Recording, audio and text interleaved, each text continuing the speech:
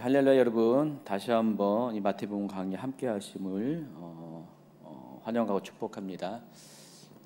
지금 수요일 날 오후에 지금 이거 녹화를 하고 있는데 순서적으로 오늘 저녁 때 하는 거랑 이제 순서가 바뀌었어요. 원래 저녁 때 하는 게 20강이고 이게 지금 21강인데 그래서 저녁 때 하는 것은 실시간으로 하고 이거는 미리 녹화했다가 아마 내일쯤 돼서 오픈을 하게 될 것 같습니다. 그 순서가 바뀌었어요. 그래서 저는 그래도 앞에 하는 걸 강의를 한 걸 전제로 해서 진행하도록 하겠습니다. 자, 마태복음 21장부터 22장에는요. 당시 유대사의 기득권을 가지고 있는 바리새인들과 서기관들 또 사두개인들까지 예수님을 시험하려고 했습니다. 그들이 정말 마치 그 하이에나 같이 왕이신 유다의 사자이신 예수님을 시험하기 위해서 달려붙습니다. 계속해서 연속적으로 예수님을 시험하기 위해서 그들이 예수님께로 오는데 그럴 때마다 그들은 오히려 공경에 처하게 됩니다. 그러한 내용들이 이제 연속적으로 소개되고 있습니다. 그래서 22장의 마지막 절에는요, 이제 더 이상 그들이 알고 있는 성경 지식과 또 사람의 논리로는 예수님을 상대할 수 없다는 것을 깨닫고 예수님을 시험하는 논쟁을 자제하게 됩니다. 그래서 이 마태복음 22장 46절은 이와 같이 끝을 맺습니다. 한마디도 능히 대답하는 자가 없고 그날부터 감히 그에게 묻는 자도 없더라. 더 이상 이제 이들은 예수님을 시험해서 넘어뜨리고자 하는 시도를 이제 중단하게 됩니다.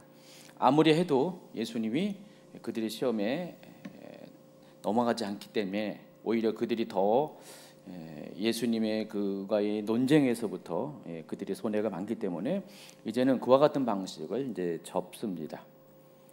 그래서 아마도 그들은 더 이상 그 자리에 머무르지 못하고 서둘러 떠났을 것입니다. 그리고 지금 이 자리에는요, 그 자리에는 제자들과 무리들만 남아 있었을 것입니다. 모든 그 유대교 속한 사람들은 다 떠나가고 그냥 일반 대중들과 제자들만 남아 있었습니다. 바로 그때 예수님은 사람들에게 지금까지 예수님을 시험하려 했던 바리새인들과 서기관들의 실체에 대해서 다음과 같이 경고를 합니다. 23장 1, 2, 3절입니다. 이에 예수께서 무리와 제자들에게 말씀하여 이르시되 서기관들과 바리새인들이 모세의 자리에 앉았으니 그러므로 무엇이든지 그들이 말하는 바는 행하고 지키되 그들이 하는 행위는 본받지 말라. 자, 여기 모세의 자리라는 아주 독특한 용어가 나오는데 성경 전체를 통틀어서 오직 이곳에서만 나오는 발견되는 단어입니다. 예전에는 그게 모세의 자리가 정확히 무엇을 의미하는지는 잘 몰랐어요. 다만 추측을 했어요.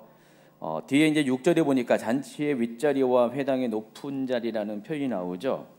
마가복음 12장 39절에서는요, 회당의 높은 자리와 잔치의 윗자리를 원하는 서기관들을 삼가라.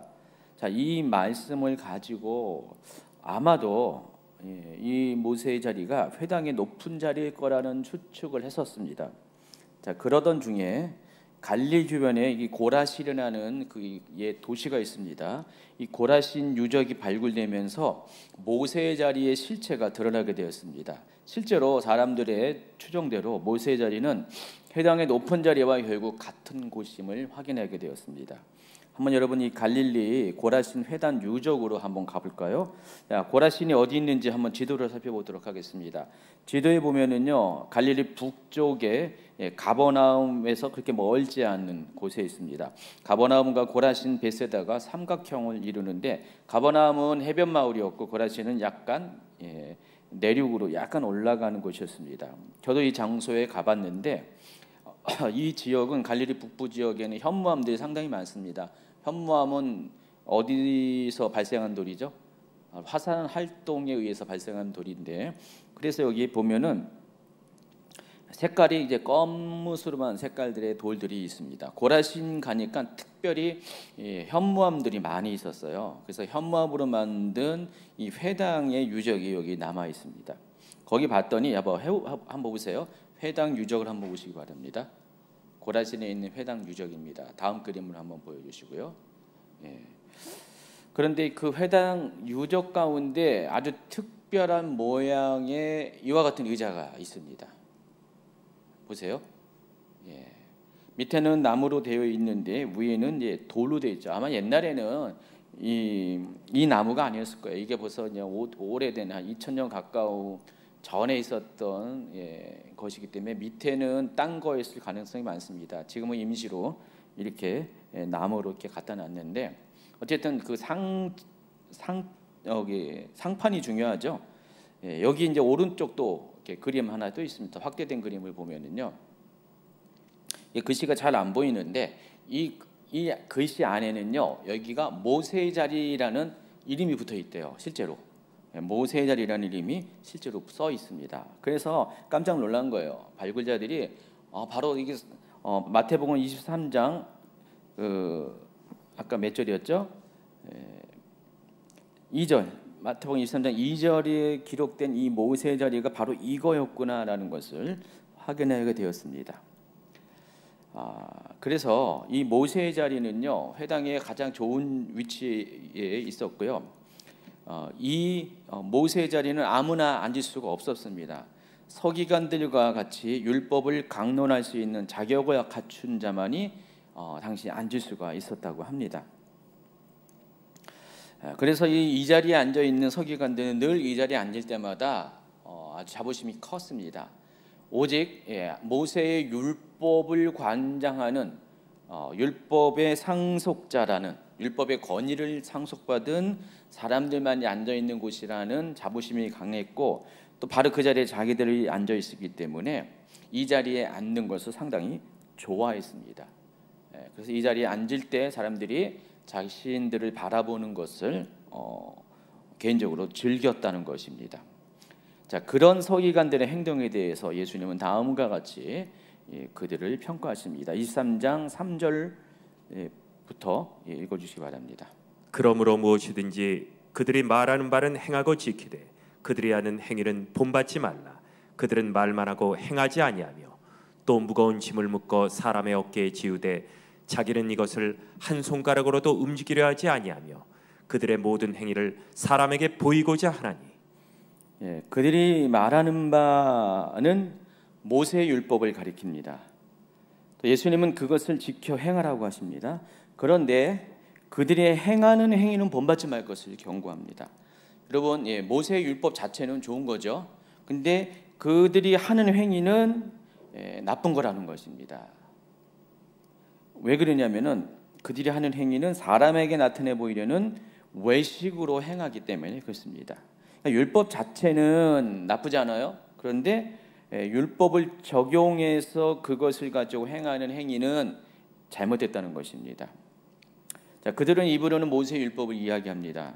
그러나 정작 행위로는 율법을 지키는 듯 하지만은 하나님께 주신 율법의 목적에는 관심이 없고 그저 자신들의 의로운 행위를 사람들에게 나타내고자 하는 그런 행동을 하고 있습니다. 그것을 가지고 율법을 이용한다는 것이죠.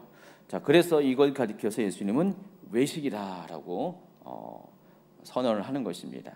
그래서 23장 5절 후반부부터는 그들의 외식된 행위가 어떠한지를 다음과 같이 구체적인 예를 들어서 고발을 합니다.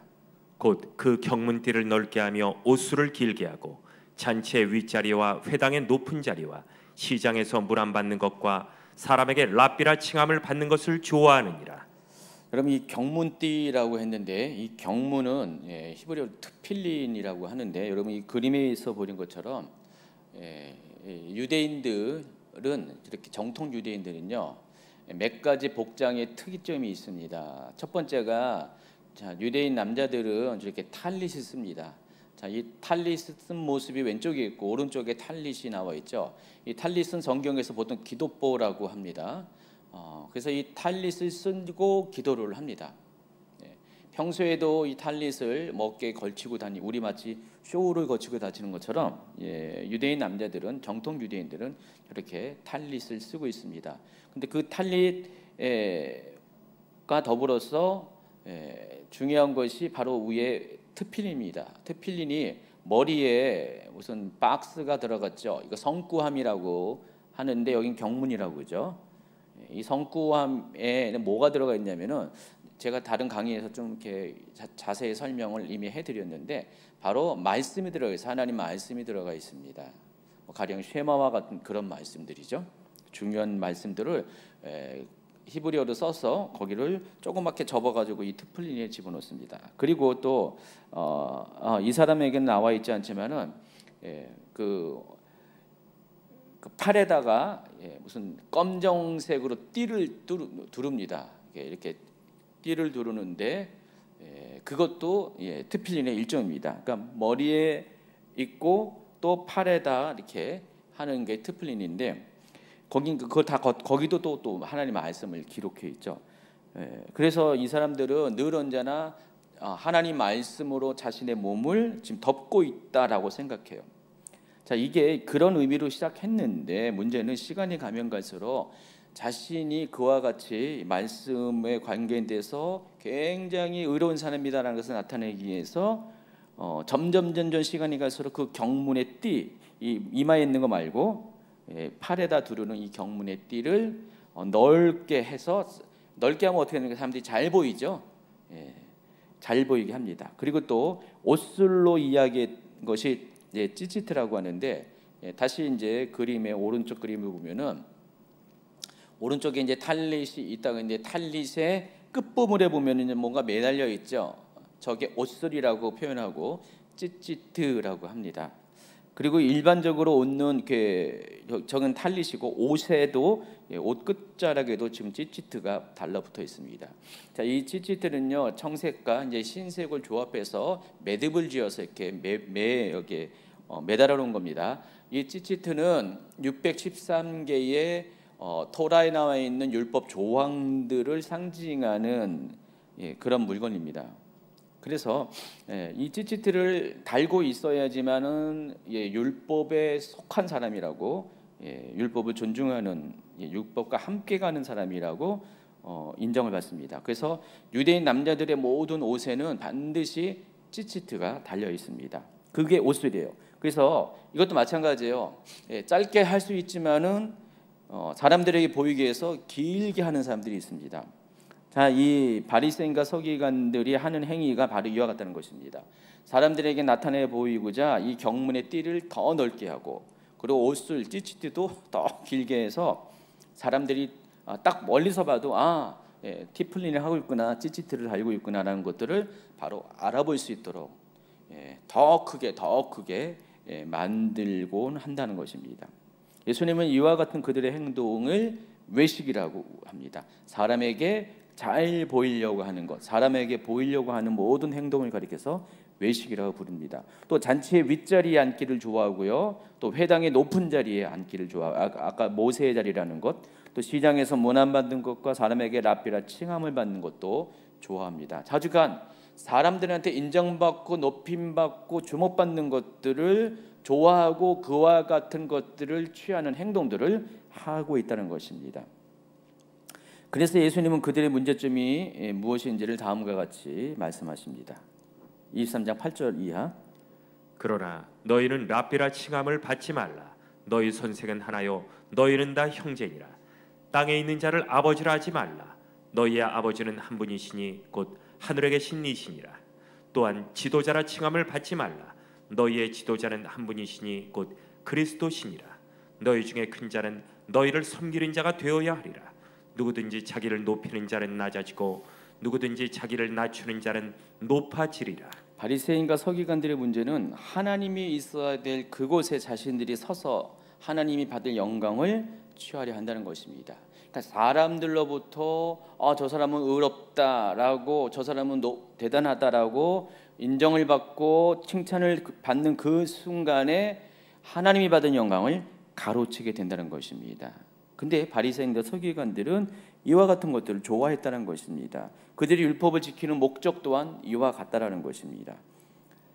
그래서 13절 이하에는 예수님은 7번에 걸쳐서 그들의 외식하는 행위에 대해서 다음과 같이 책망합니다. 좀 긴 내용인데 쭉 읽어주시기 바랍니다. 화 있을진저 외식하는 서기관들과 바리새인들이여, 너희는 천국문을 사람들 앞에서 닫고 너희도 들어가지 않고 들어가려 하는 잣도 들어가지 못하게 하는도다. 화 있을진저 외식하는 서기관들과 바리새인들이여 너희는 교인 한 사람을 얻기 위하여 바다와 육지를 두루 다니다가 생기면 너희보다 배나 더 지옥 자식이 되게 하는도다. 화 있을진저 눈먼 인도자여 너희가 말하되 누구든지 성전으로 맹세하면 아무 일 없거니와 성전의 금으로 맹세하면 지킬지라 하는도다. 어리석은 맹인들이여 어느 것이 크냐? 그 금이냐? 그 금을 거룩하게 하는 성전이냐? 너희가 또 이르되 누구든지 제단으로 맹세하면 아무 일 없거니와 그 위에 있는 예물로 맹세하면 지킬지라 하는도다. 맹인들이여 어느 것이 크냐? 그 예물이냐? 그 예물을 거룩하게 하는 제단이냐? 그러므로 제단으로 맹세하는 자는 제단과 그 위에 있는 모든 것으로 맹세하며 또 성전으로 맹세하는 자는 성전과 그 안에 계신 이로 맹세하며 또 하늘로 맹세하는 자는 하나님의 보좌와 그 위에 앉으신 이로 맹세함이니라.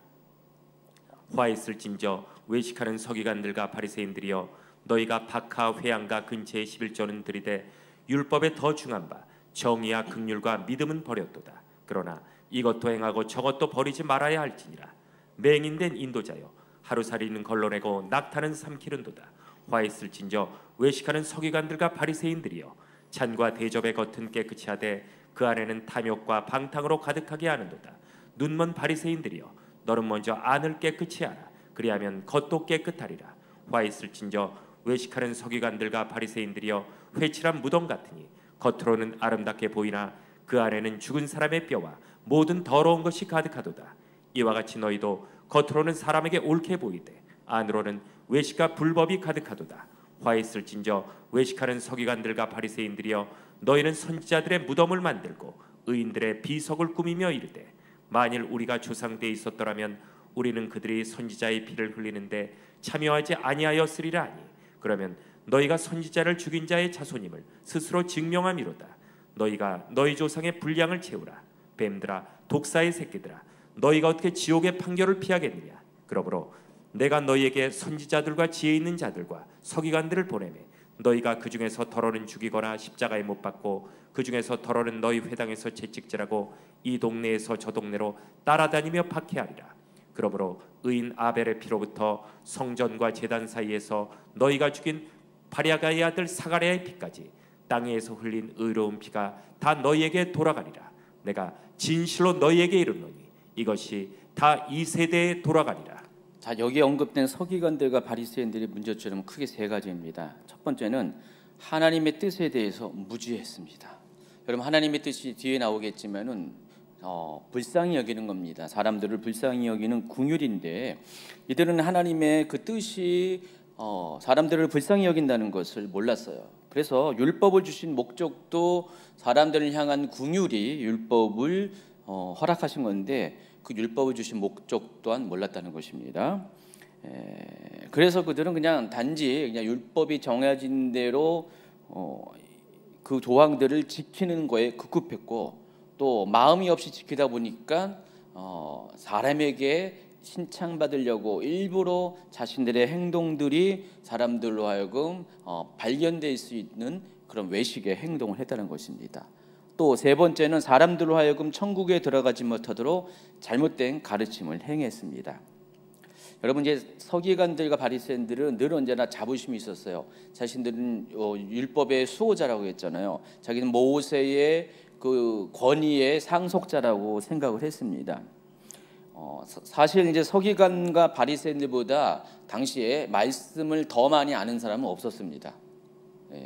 그러다 보니까 늘 언제나 자기들은 하나님에 대해서 잘 안다고 생각했어요. 그러나 실제로는 하나님이 어떤 분인지 몰랐다는 것입니다. 만약에 그들이 하나님을 알았다면은 하나님이 어떤 분인지 알았다면은 율법을 주신 하나님의 목적에 반응했을 것입니다.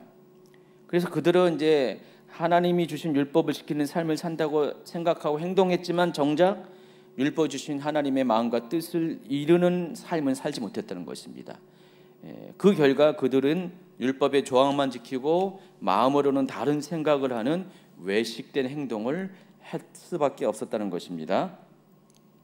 그리고 그것으로 끝나는 것이 아니라 그들은 다른 사람들을 가르치는 자리에 있었어요. 상당히 영향력이 컸습니다. 오늘날 마치 이제 저와 같은 목사나 교수나 이런 학자들 같은 위치에 있는 사람입니다. 그 사람들의 말 한마디가 상당히 중요하잖아요. 일반 성도들이 하는 말 한마디와 목회자가 또 메신저가 하는 말 한마디가 상당히 영향력이 차이가 있는데 이 바리새인들과 서기관들은 그런 위치에 있습니다.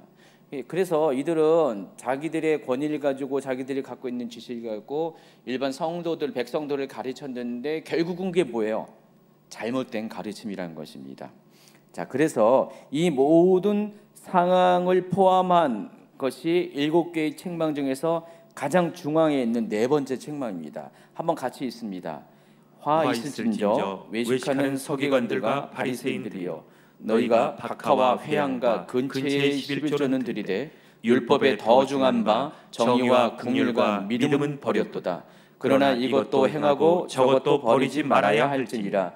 맹인된 인도자여, 하루살이는 걸러내고 낙타는 삼키는도다. 예, 여기 보면은 그들은 외식하는 사람들이었다는 것, 그들은 율법의 핵심인 정의와 긍휼과 믿음을 버렸다는 것, 또 맹인된 인도자였다는 것을 고발을 하고 있습니다. 자, 이처럼 예수님은 무려 7번에 걸쳐서 그들의 문제를 조목조목 지적하면서 그들을 책망합니다.